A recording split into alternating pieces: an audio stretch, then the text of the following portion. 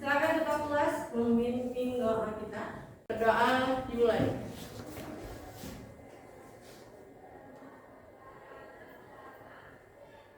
Doa selesai. Alhamdulillah, amin. Saya absen sebentar sebelum kita mulai ke materinya ya. Apinda, Alfia Kaira, Almira, Anita, Akila, Aura Hasita, Cutjara, Devi Saluna, Diva Kairuna, Gita, Arifa, Fauzia, Kaila, Keisha, Lutfia, Naisila, Mira, Nazarul, Putri, Revina, Raisya, Saskia, Sarifah, Siti Kamila, Suci Rahma, Sirfa, Tiara, Uzla, Wilda, Zaharatul gitu. Oke, hadir semuanya hari ini ya, alhamdulillah ya. Baiklah, hari ini kita akan belajar materi penelitian sejarah dan historiografi. Tapi sebelum kita masuk kepada materi, saya akan menunjukkan dua buah gambar kepada. Gambar pertama, siapakah yang ada di dalam gambar pertama? Siapakah beliau? Bapak Pendidikan Indonesia. Oke, beliau adalah Bapak Pendidikan Indonesia. Ada yang tahu kenapa beliau dijuluki Bapak Pendidikan Indonesia? Saya Bu. Ya silakan. Ki Hajar Dewantara adalah pahlawan nasional yang juga pendiri Taman Siswa Bu. Baik sekali jawabannya. Ada yang bisa menambahkan? Saya Bu. Ya silakan. Akila. Beliau juga berperan dalam mengembangkan pendidikan di Indonesia. Oke, jawaban yang bagus. Jadi memang sebenarnya beliau adalah seorang pahlawan nasional, tapi pemikiran-pemikiran beliau itu masih dipakai atau digunakan zaman sekarang. Bahkan kurikulum yang kita gunakan sekarang banyak memakai pemikiran dari beliau ketika beliau pertama sekali mendirikan sekolah yang bernama Taman. Jadi beliau itu memiliki pengaruh lebih luas di Indonesia ini.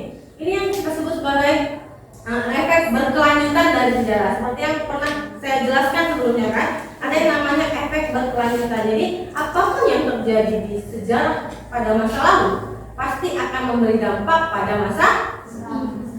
Lalu kita lihat gambar kedua. Apa yang ada di gambar kedua? Peristiwa Proklamasi Kemerdekaan. Dari gambar itu ada yang bisa memberikan contoh inspirasi dari peristiwa Proklamasi Kemerdekaan Indonesia? Saya Bu. Ya silakan Aisyah. Semangat perjuangan, mandiri, dan tekad untuk merdeka. Oke, ada yang bisa menambahkan? Saya Bu. Ya, ada. Peristiwa proklamasi yang menginspirasi saya adalah nilai keberanian dan nilai persatuan. Oke, jawabannya bagus-bagus sekali, sudah memahami. Sebenarnya inspirasi itu bentuknya seperti apa dan bisa seperti selain dua gambar ini. Apakah ada peristiwa atau tokoh yang memberi inspirasi bagi kalian?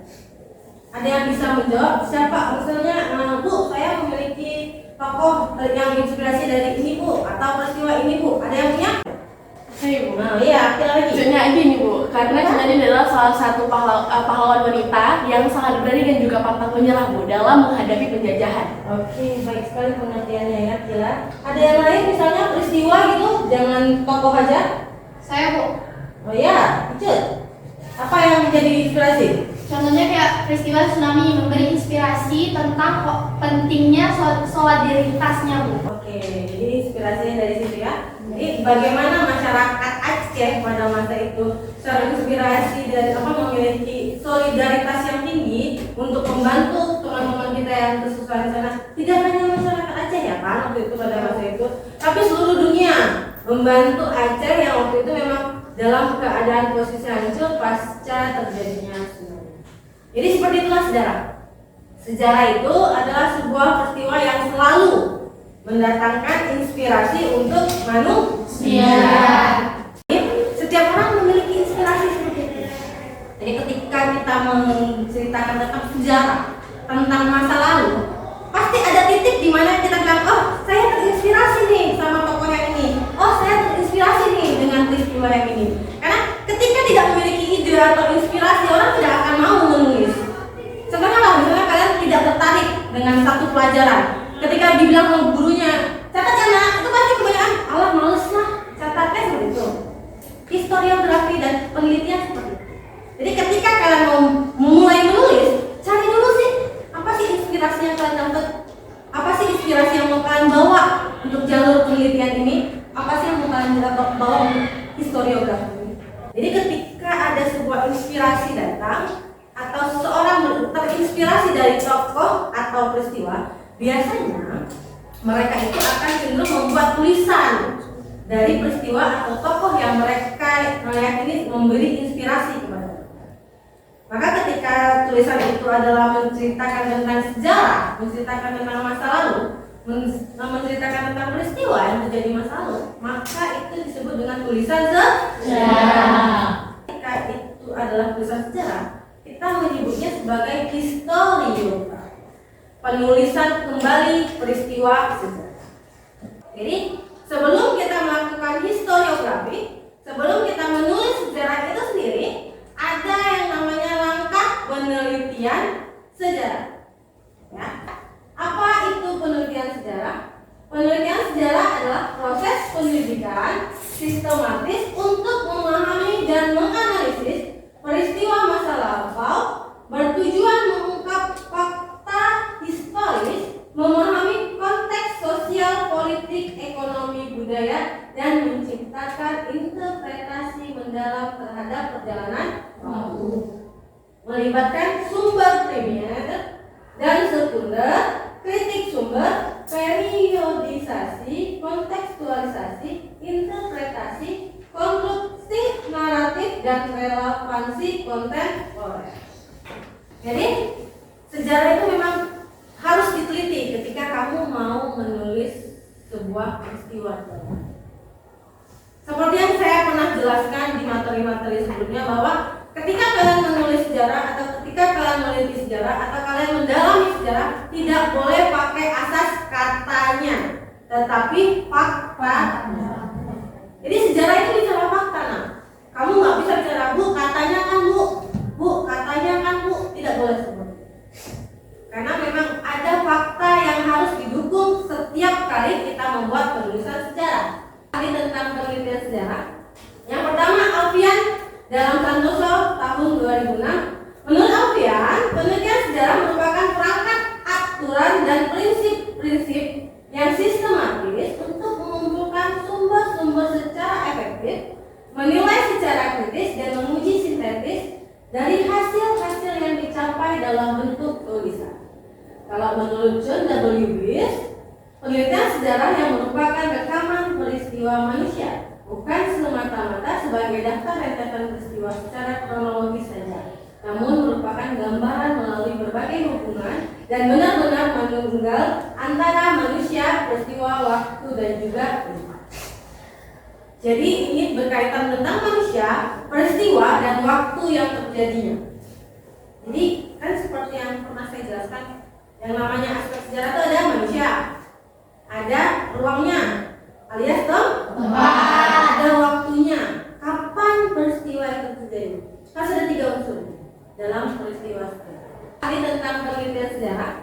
Yang pertama, Alfian dalam Santoso tahun 2006. Menurut Alfian, penelitian sejarah merupakan perangkat aturan dan prinsip-prinsip yang sistematis untuk mengumpulkan sumber-sumber secara efektif, menilai secara kritis, dan menguji sintetis dari hasil-hasil yang dicapai dalam bentuk tulisan. Kalau menurut John W. Bliss, penelitian sejarah yang merupakan rekaman peristiwa manusia, bukan semata-mata sebagai daftar rentetan peristiwa secara kronologis saja, namun merupakan gambaran melalui berbagai hubungan dan benar-benar menunggal antara manusia, peristiwa, waktu, dan juga tempat. Jadi ini berkaitan tentang manusia, peristiwa, dan waktu yang terjadinya. Jadi kan seperti yang pernah saya jelaskan, yang namanya aspek sejarah itu ada manusia, ada ruangnya, alias tempat, ada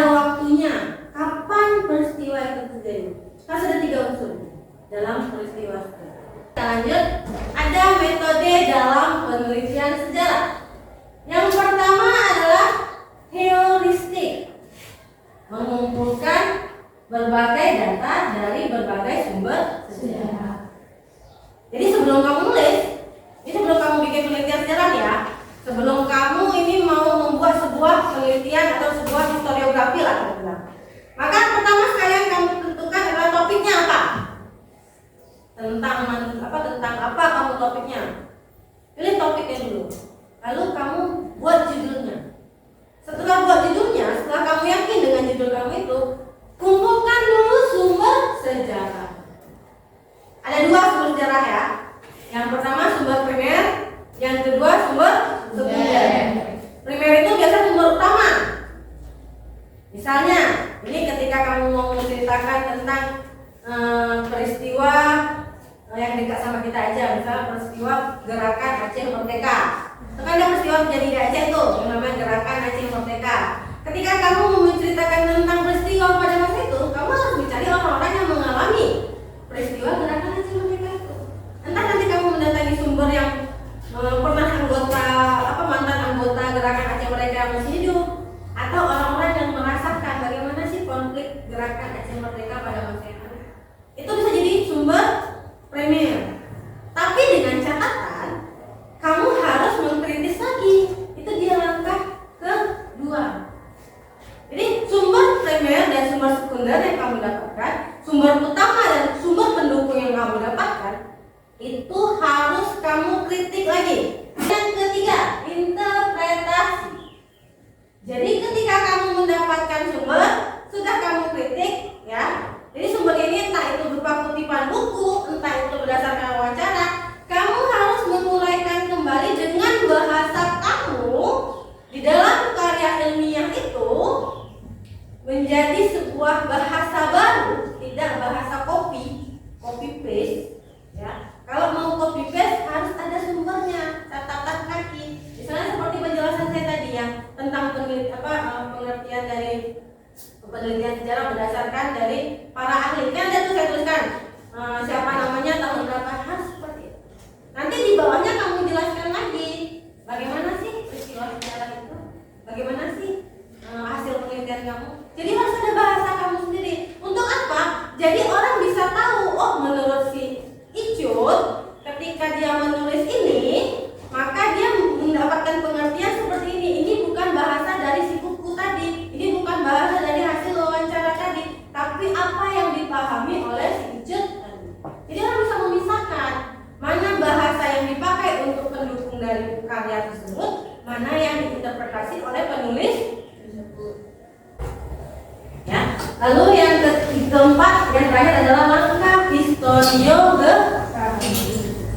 Jadi setelah melakukan penelitian, setelah menemukan sumber, kita ini sudah menemukan sumber nih, sudah bikin kritik, sudah dapat nih mana-mana aja yang paling sama data kita, mana yang enggak, mana sumber kita, mana sumber primer kita, kan sudah ada nih. Lalu kita interpretasi itu, dari interpretasi baru kita tuliskan lagi dengan narasi yang baik, dengan tulisan yang baik, lengkap dengan sumber-sumber yang kita temukan.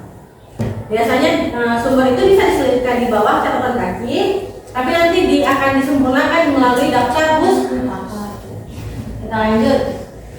Nah ini dia historiografi yang saya katakan tadi.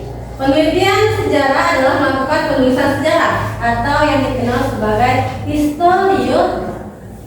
Pada tahap ini, sejarawan menyusun hasil interpretasi sebagai fakta sejarah. Bentuk dari historiografi berupa publikasi, laporan penelitian sejarah. Hasil historiografi perlu dipublikasikan dan diketahui oleh berbagai kalangan agar hasilnya dapat dipertanggungjawabkan. Jadi kalau nulis sejarah kudu harus wajib dipertanggungjawabkan. Ketika kita mulai menulis sejarah, kita harus mempertanggungjawabkan tulisan kita itu. Nah, historiografi dikelompokkan menjadi 3 jenis. Yang pertama, historiografi tradisional. Itu tulisannya biasa di zaman klasik, Hindu-Buddha, Islam. Ini membahas tentang kerajaan kolonial ini biasanya tentang masuknya pengaruh Eropa ke Indonesia. Kenapa masuknya, pengaruh apa yang dibawa itu kolonial. Jadi tentang bagaimana tentang masa-masa kolonialisasi. Yang ketiga adalah historiografi modern. Biasanya ini menulis tentang pasca kemerdekaan. Oke, kita lanjut. Nah, untuk agenda hari ini. Jadi kan kita udah tahu nih apa itu penelitian sejarah. Sudah mulai paham ya tentang bagaimana sejarahnya, penelitiannya, bagaimana kalian memulai penelitian kalian, dan apa itu historiografi. Kan kalian sudah mengetahui, tadi saya sudah menjelaskan dan kalian sudah mengetahuinya. Yang pertama kalian kita lakukan adalah membuat kelompok untuk membuat proyek penelitian dan historiografi. Proyek ini untuk istilahnya mengajari kalian bagaimana sih cara menulis, apa sih yang harus diperhatikan dari menulis itu sendiri. Nah, jadi ini langkah awal aja kok, bagaimana sih kamu bisa menulis sejarah atau menulis peristiwa sejarah menjadi sebuah karya. Oke. Untuk memulai dari proyek ini, minggu lalu kan saya sudah bagi kelompoknya ya. Jadi langkah sekarang adalah silakan duduk sesuai dengan kelompoknya. Kalau perlu geser kursi, geser ya. Jadi duduk sesuai dengan kelompoknya. Ya. Kalau mau geser kursinya, geser aja. Bikin nyaman karena nanti kita bakal diskusi agak lama. Kalau nggak nyaman nanti takutnya diskusinya agak kurang. Jadinya ya. Oke. Sudah ada ketua kelompoknya kemarin ya? Sudah belum? Kemarin sudah ada ketua kelompoknya belum? Ambil lembar perencanaan proyek sama saya. Ketua kelompoknya ambil lembar perencanaan proyek.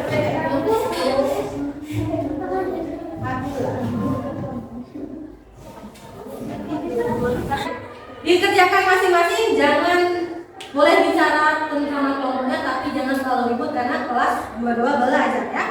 Nah, lanjut, bikin terus ininya, tugasnya. Nah, diskusikan yang apa penelitiannya apa saja.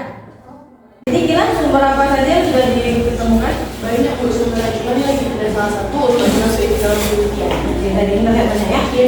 Nanti dipilih terus kira-kira mana yang apa baik untuk penelitian dan lanjutkannya. Ijun, di mana? Mana Ijun? Bu, kalau seandainya kita ambil peristiwa contohnya kayak di tsunami di Banda Aceh, di Aceh itu bisa nggak Bu? Bisa, boleh. Itu kita wawancara langsung nggak Bu? Kalau misalnya tersebut boleh. Itu kalau seandainya kita langsung wawancara dengan saya gimana Bu? Boleh juga kalau misalnya nenek kamu itu adalah salah satu saksi, kamu boleh wawancarai. Nanti hasil wawancaranya itu kamu tulis. Terus kalau memang untuk memvalidasi dari tulisan kamu sendiri, kamu videokan waktu kamu wawancara. Itu videonya langsung bisa dimasukkan ke Canva atau gimana? Kalau untuk wawancara bisa dilakukan di Canva, tapi kalau misalnya kamu ngambil dari peristiwa di YouTube, taruh videonya di bawahnya, nanti ada kredit untuk video YouTube mana kamu ngambil. Paham ya? Iya. Masuk Bu. Yang lain lanjutkan terus tentang penelitiannya. Jika ada yang kurang atau nanti jika ada yang ingin ditanyakan, langsung tanyakan sama saya. Jangan lupa setiap dari penelitiannya, kritiknya itu harus banyak, terutama untuk kritik dari sumber internet.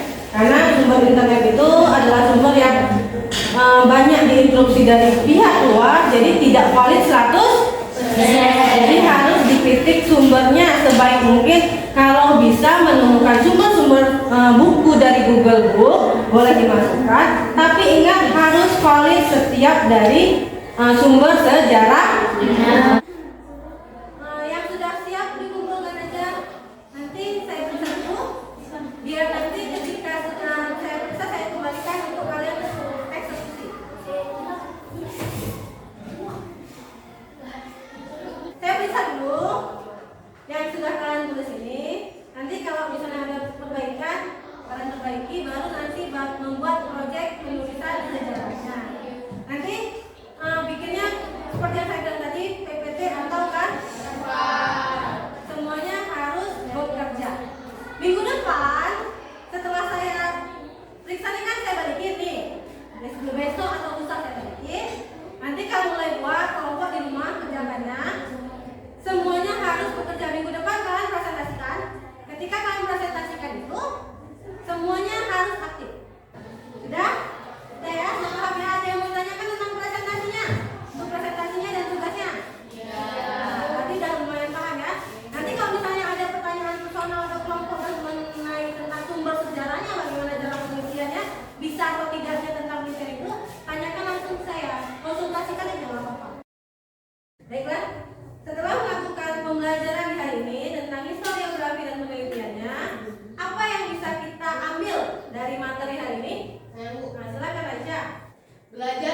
mengkritisi sumber-sumber sejarah, Bu.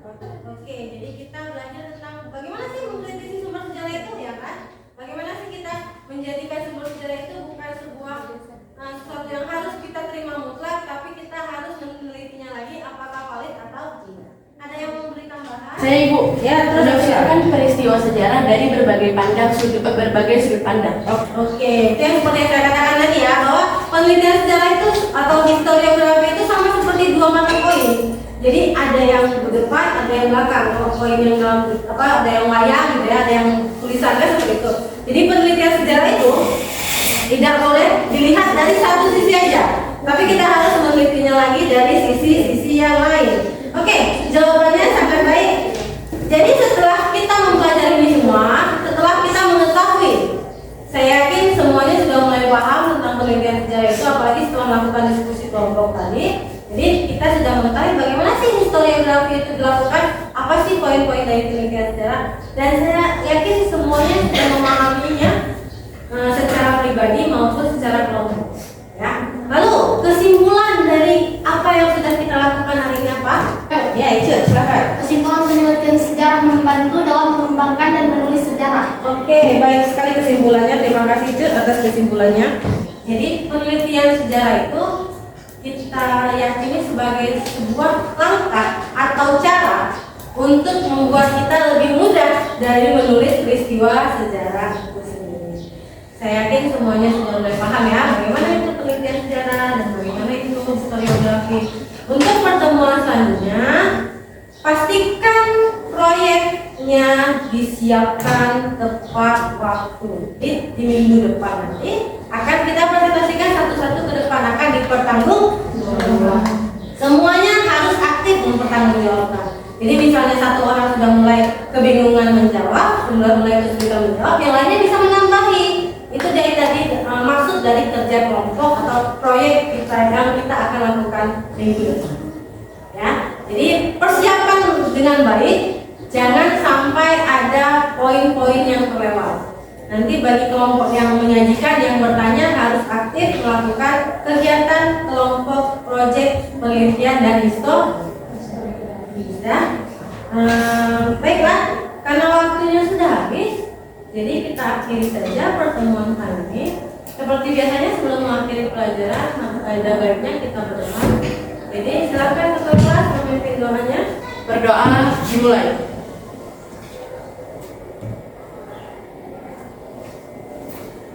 Doa selesai. Oke. Sekian pertemuan kita hari ini. Saya akhiri. Assalamualaikum warahmatullahi wabarakatuh.